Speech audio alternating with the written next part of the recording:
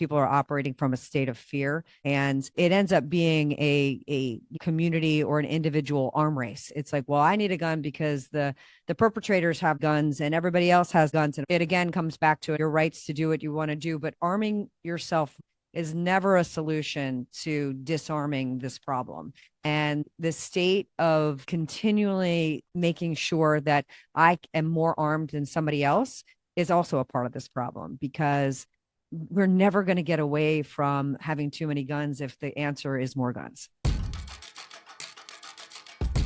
Hey, thank you for tuning in to Girls Gone Gritty. I'm sitting here next to Farley. Thank you so much for continuing to support us. Appreciate you hitting that click and subscribe button right now and continuing to push our mission forward and share good conversations, because good conversations create opportunity to build community. And that's what podcasting is all about. So thank you for being a part of our community from the bottom of our heart. We have a challenging episode today that Farley and I wanted to tackle on gun violence. But before we get there, we're going to talk to you about our top 3. We have a really important Got Grit person who is near and dear to a lot of people's hearts right now. And before we get to all of that, we had some fun this weekend. Yes, we sure did. Always. I don't know how you can go to a beach that has 3 stages strategically set up with incredible musicians that you've either heard before or that you're discovering for the first time. Food trucks, people watching, cocktails, surf contest in the backdrop. Where were we, Jen? Doesn't stink to live at the Jersey Shore during See Here Now. It was a tough set of shoes to fill this year because we had Bruce Springsteen, who was the headliner last year, and we happened to fall upon some amazing tickets that fell into our lap. But we persevered in VIP tickets. The artists, though, this year were a little bit, I'll say, interesting. Blink-182, I do not ever need to hear from them again. They need to grow up. They were vulgar without even needing to be. I like their music. I just didn't understand the dialogue that they had between songs talking about the PUSSY of mothers. It was very unnecessary. Maybe we're just becoming too old, but I don't even think it would have been cool when I was 20. Oh, and I have to say, most of the people that we were surrounded by, and even the audience, was a bit confused by it. It was confusing. And it was a really weird way to end the show, but the rest of the event was amazing. Lenny Kravitz was absolutely unbelievable. Perfect. It was exactly what you expected. Sublime wasn't as sublime as I would have liked it. I love Sublime. It's the lead singer's son. You know, the lead singer of Sublime, unfortunately, passed away, as do so many great musicians because of addictions and issues. And his son is not as talented. The lyrics are still phenomenal. Just didn't sound like what I think a lot of people wanted, but it was an overall vibe that was fun. Yeah. And I think it's hard because he's trying to embody his dad and continue the messaging and brand into the future.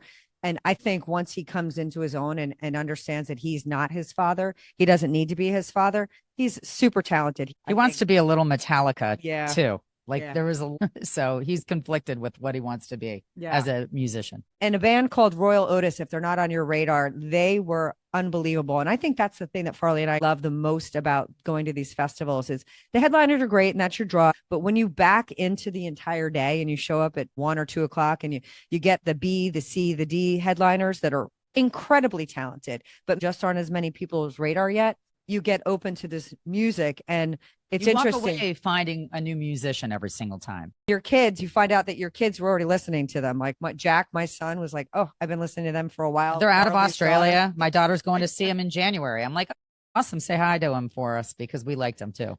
Great people watching, lots of fun on the Jersey Shore, and just a overall great vibe. Win-win every year. And Bluebird Day, 2 days in a row, and we're a little tired. Yeah. But we did get our steps in. That's another thing that was phenomenal. I think we had 21,000 steps both days. A lot of standing. There's a lot of steps and there's a lot of standing. So it is not for the faint of heart or the faint of feet. You can still get your exercise. Yes. But speaking of exercise, we're going to exercise your brain a little bit today. And we're going to go to our top 3. So Far, you ready for our top 3? I am. If you were watching the Emmys, Emmy night money countdown, was it a debacle or a donation win? Nate the Great Bargatze or not so? What do you think, Far? I like the fact that they were trying to keep everybody's speeches like within a normal realm of 45 seconds. Nate put $100,000 out there for the taking. If you went a what, a minute? Not even a minute. Yeah, a minute. Was a minute over, then you lost $1,000 of the 100,000. And if you went a minute under, you gained another $1,000. So it was incentive to keep everybody in within that thank you spot. And at one point they were negative $60,000. So what ended up happening is a lot of the celebrities said, I'm just going to pay the penalty so that they could thank the people that they wanted to thank appropriately. And it ended up being a great money raising opportunity for the Boys and Girls Club. They ended up raising $350,000. I think Nate Bargatze gave $250,000, and the producing team at CBS donated the extra 100. A lot of people that had a lot of commentary on whether that was appropriate or not. He's a comedian. I mean, isn't that what he's supposed to do, is rip on people a little bit? Exactly. It was perfect. Yeah, he's great. And I love the fact that he's one of those comedians that is, you can take your kids, your parents, and he picked a really nice charity, and they're getting a lot of additional donations. So hooray for the Boys and Girls Club of America. Number 2, trapped in Tesla. Watch out with your automated nightmare locks. They may trap you or your kids in your car. There's been several reports of kids getting stuck in Teslas because of some malfunction, shocker, and they have to break the window to get them out. We keep repeating, technology is screwing us over. Whatever happened to just having a key that you put in the ignition and you turn it on, and an unlock and lock button that you do manually? All these technological glitches are expensive errors. Yeah, exactly. Once you realize that your computer went in your car, you're thousands of dollars. I mean, well, I'm fortunate, and Farley has an old classic car, and every time I take it to get repaired, it's a couple $100 at most. It's fantastic. And I just bought my dad a wheelchair compatible minivan from 2002. And he's like, what in the heck are you doing? And I said, Dad, there's no room for error. It's mechanical. Everything you have to do manually. So there's no room for error. So it was the best choice. And I feel like we need to kind of go back, because when you pull into your driveway and you leave your car running, and you run into the house because you had to open your door with your key, and then you set your keys down because you went in to get whatever it is or drop off whatever it is, and then you go back out and drive away in your car that's running without a key. Why is that helpful? I can't tell you how many times I've left my house in my car without my keys. And if you turn your car off, you're screwed. Yep. Technology for the loss. Exactly. All right. And number 1, we're going back to basics here in the Toy Hall of Fame. Believe it or not, snow joins the likes of a cardboard box, stick, and sand as this year's nominee. I love that there's a Toy Hall of Fame, first of all. I want to see if Lincoln Logs and Tinker Toys, what is in that Hall of Fame. Snow, I happen to really like because it's my maiden name. And yes, how many hours of fun have kids had with snow and sticks and sand and the basics? So I'm very happy to hear that snow made it into the Hall of Fame. It should be. Should be. And I'm so happy they did, because they need to do it before we don't see it anymore. We haven't had a good snowstorm in the Northeast in a decade. Let's get that snow into the Hall of Fame, and let's keep things basic, because things are very complicated these days. And we want to take a hard stance about the gun violence that we have in this country, and getting back to having a conversation about some of these difficult issues that surround our modern day society and infiltrate the modern media. Jen and I have had so many conversations recently from a common sense standpoint. How can we fix these issues? What makes the most sense? We've come up with some theories, and it can start with educating your kids when they're young in your home. We know that they're going to leave your home, and they're going to be more than likely in another house that has a gun. The number of guns in this country, this is a stat. It's not about for or against guns. The reality is there's more guns than people in the United States. So therefore, anytime you go into someone else's home, you probably should assume that there's a gun in the house.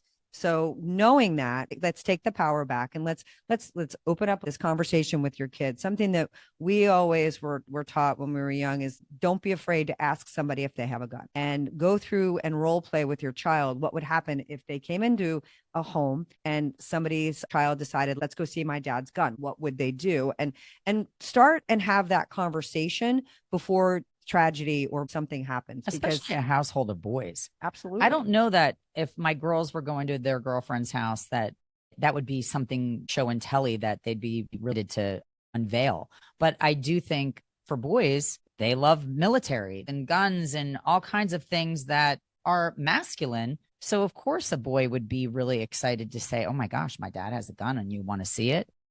It's human nature. Sure. The curiosity and this is more male specific, but it does affect the girls as well, is gaming. And even if the kids aren't privy or they're not sexually oriented toward wanting guns, boys being more amenable to it than Physical. girls, the gaming aspect of shooting and all the gamifying does make it more, ambiguous as to who's interested in guns, because all the kids are gaming. All the kids at young ages are exploring what these kinds of things feel like, and they don't understand what loss of life really means because Well, it's they're been desensitized. gamified.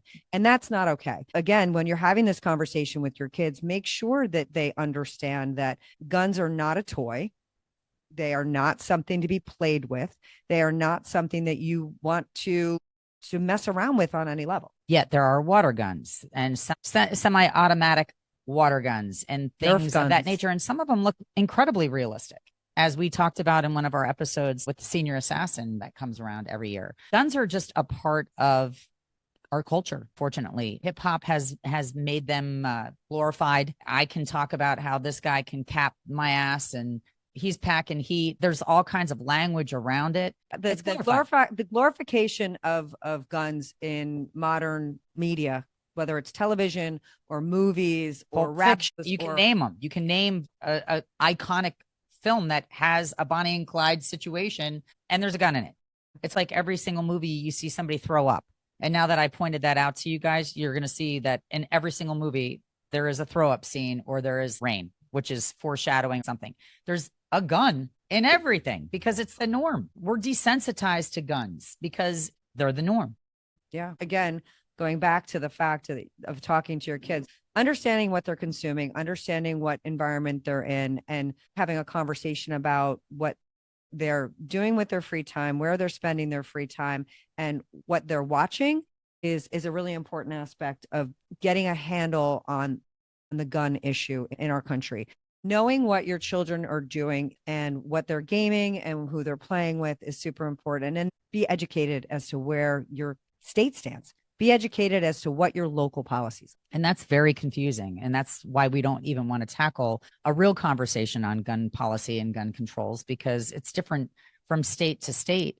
And it is very complicated to really understand. So at least know what is allowed in your own state, as Jen said, and have a conversation with your kids multiple times, not just once, multiple times. If you ever go to a friend's house and you see a gun, stay away from it, or come back and tell me that you saw a gun. And a terrible statistic that we stumbled upon, households that have guns are more likely, not more likely, but an increased statistic on potential suicide risks. Yeah, it goes up threefold. And the chances of a homicide goes up twofold. Those statistics are bad. Times 3. Real. That is terrifying. It's terrifying. Responsibility on the gun holder is of paramount importance. And for those of you listening, and again, Second Amendment rights, a complicated issue in this country, we understand, but the lock and key and the protection of this violent potential danger in your house is a huge part of your responsibility, in addition to acquiring it properly, as indicated by your local gun law. So, for those of you that have a gun in the home, you have it licensed, permitted, you have fingerprints, and people know. And we would love to see some of these gun manufacturers be held a little bit more accountable. There's so much technology. We know that we are tracked 24/7 with our phones. There has to be a way that these weapons are tracked where we know where they are. And to be perfectly honest, there has to be a way that they can be turned off. Put a chip in them. Correct. Somehow. I do think that once going back to kind of our Simple Simon way of just being realistic, I am somebody that actually did get a gun license and I did it the right way. I got fingerprinted. It took a long time to receive our credentials. I like that it took a long time. I think that you should make it a little harder for the person that wants a gun. Make them wait. Maybe, that will shake out some of the riffraff that's looking to pack some heat, right? Secondly, I think that even though you have a gun in your home, being licensed is something that could be publicized, almost like a pedophile. You can look in your community and see where a pedophile is living. I'd like to see a map of licensed gun owners. That just might hold people a little more accountable. You know that your next door neighbor has a gun. You know that the person across the street has a gun. Your kids are going over to their house. It just makes it a little more transparent. Thirdly, we thought, hey, okay, you can't carry a gun even though you have a concealed license at a school, at a church, at a public office, or the town borough, or a governmental agency, or the library. But if you're allowed to drive around with it, you're kind of going by all those places. So this is where it's a slippery slope. And there has to be a way that we can be more aware of who has guns in our community and how you can start the conversation at a young age with your kid. And you could even talk to your friends that have guns, and you could just acknowledge, hey, I'm a little worried. I know that the kids are playing G.I. Jane and G.I. Joe today. Just want to make sure that the guns in your home, there's zero accessibility. And unfortunately, sometimes guns that are locked up, and the gun owner has done everything correctly. These kids are smart. They have a way of knowing everything that's going on around them. They have access to computers. They can find codes and passwords very easily. You might not even know that they've infiltrated that area because it's a very cool zone, especially if you're a boy and you want to show off your dad's toys or whoever's toys. Scary. Yeah, and risky behavior is something that we know children have a propensity to, especially adolescents. So understanding that you lock up your liquor cabinet, you lock up things, you don't let them have the keys to your car. You don't let them do things that have high risk. This is an extremely high risk situation. It doesn't take your child, if you have the gun in the house, to be the actor in this situation. It could be a friend who is like, let me hold the gun, and doesn't understand, and things can go terribly awry. And to the earlier point of being desensitized to it, the ramifications of this are not completely understood by an adolescent mind. They see it on TV and they don't understand the finality of some of these actions. So being aware and vigilant in your own home, knowing what's going on in your neighbors, knowing your state laws, and again, what you do in your home state, in your home, doesn't mean that's applicable other places. Sometimes you're driving around the country and you need to understand that some, Texas in particular, Florida is another one where conceal and carry is completely legal.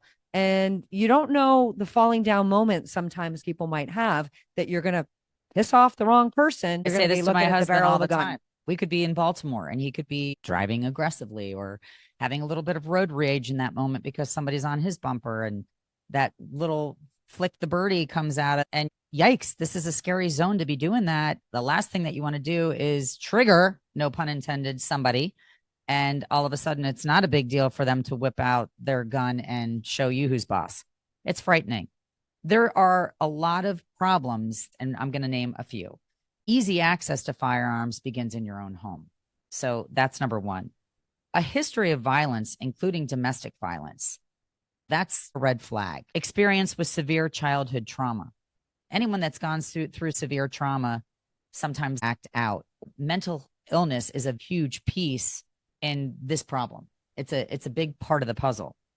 Being in a state of crisis in the weeks or days leading up to a potential altercation, shooting, something causing harm to others, there's a pattern. And there's a lot of telltale signs. Kids have to start being more open about disclosing what they hear, what they see, what they read on Facebooks, what they are witnessing, weird photos in Instagrams. A lot of times there is a bit of a paper trail leading up to something that goes awry. And we have to, as a community, report those things and be willing to table it, even if it is a dead end. A feeling of being wronged or persecuted. Anybody that has their back up against the wall or feels like they were publicly humiliated or something happened to them, their defense mechanisms are up and retaliation is kind of a norm.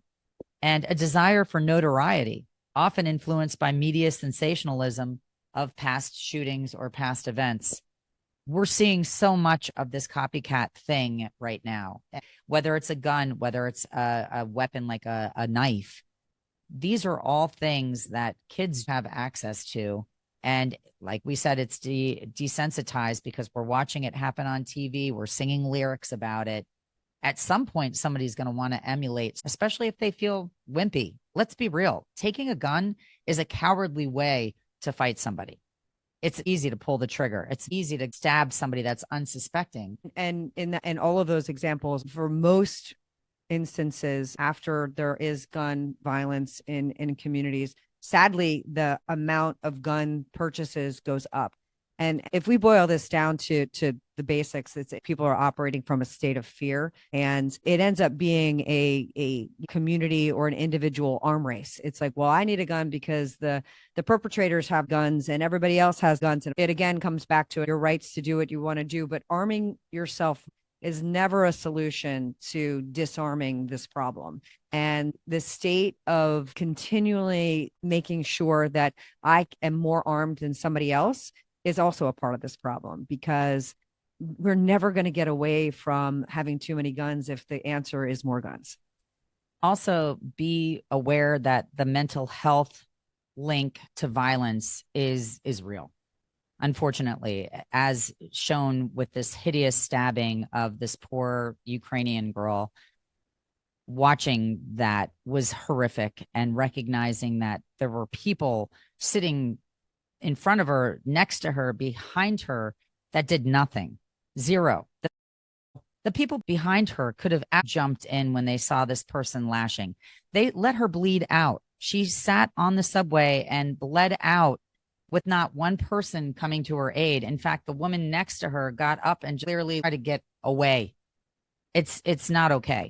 What we have seen this past week is not okay. And the mental health piece, the fact that that deranged lunatic had been in and out of 14 different types of arrests and court appearances, is where we are being let down by lawmakers. We're being let down by elected officials. Yes. It's not just substance abuse disorders. It's not just people that have antisocial personality traits. It's not people that just have untreated symptoms.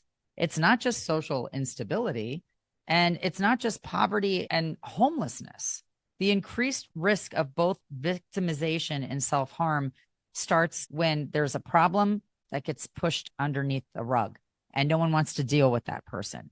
So the mental institutions, I feel like we need to bring those back. If these kids and these people that are troubled are constantly put back out into the population, and they've shown us repeatedly that they are not capable of being in the public, why are we letting them go? Well, and to that point, the systems are broken, and I completely agree. And I also think that it's exacerbated by the fact that we are in a 24/7 news cycle, and we've seen these images. We talked about being desensitized with gaming and movies and shows and the glorification of weaponry.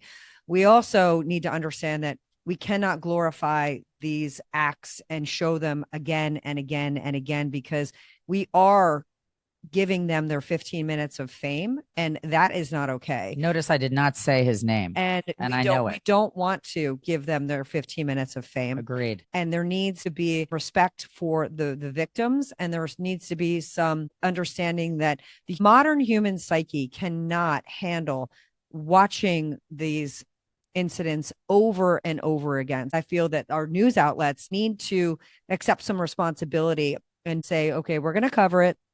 We don't need to cover it 24/7, but unfortunately, that's not where our society is right now. And I do think that's some of what we need to take back. We need to take back the fact that we are not going to glorify the negativity in the news. We're not going to glorify these acts of violence.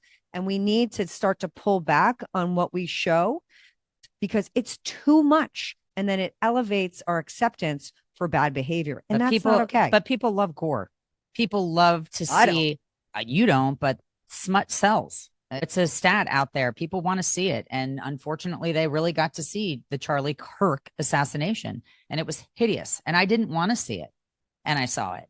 And I think that there were probably a lot of other unsuspecting people that didn't know they were going to actually see how visual it was. And his family is going to be able to find this forever. It's out there. It was on X. It was everywhere. I know that they're trying to take it down from Instagram, but I'm married to that now. I saw it and I can't unsee it. And there's a lot of people out there that can't unsee it.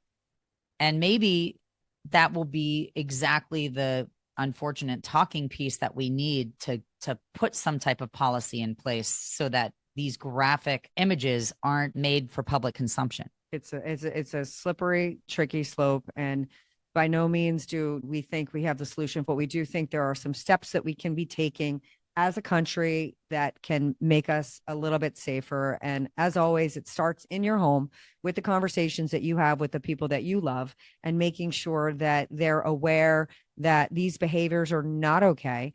And that when they see something, they need to say something, and that they need to acknowledge the fact that there's too much information that's not good. There's too much violence that's acceptable. And that is not the norm.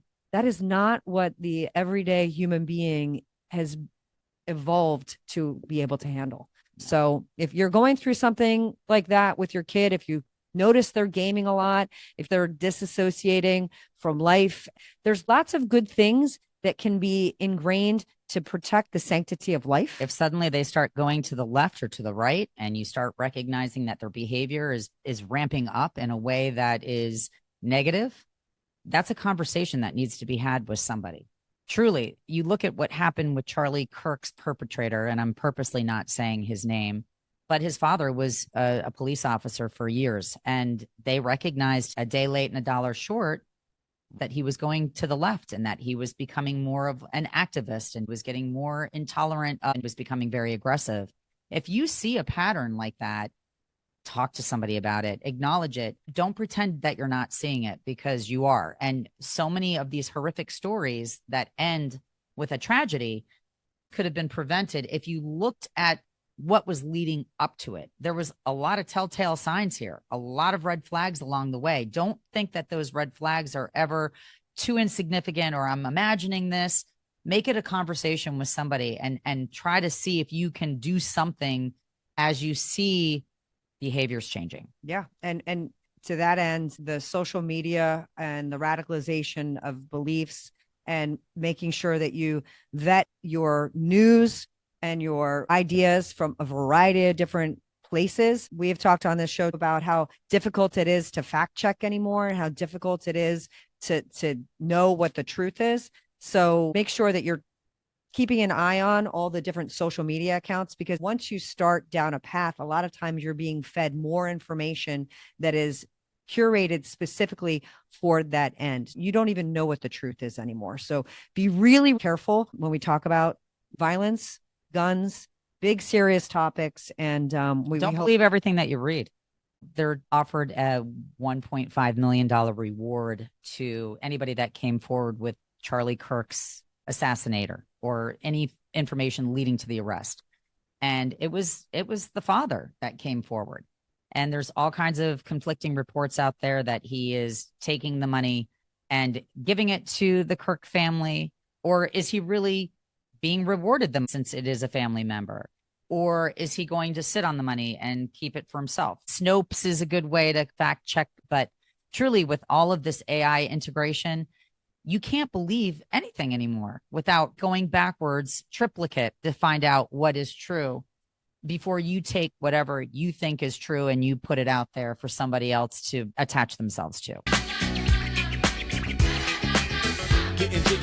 And that being said, we are going to identify who our Got Grit Award winner is. And it's a tragedy, but at the same point, he is so deserving. This week, it is Charlie Kirk. And for those of you that don't know who he was a modern day prophet of sorts. And what I mean by that is he was somebody that could recite a Bible verse and apply it to anything and everything that is going on in this world. And that is a talent. At 18 years old, he started an organization called Turning Point USA.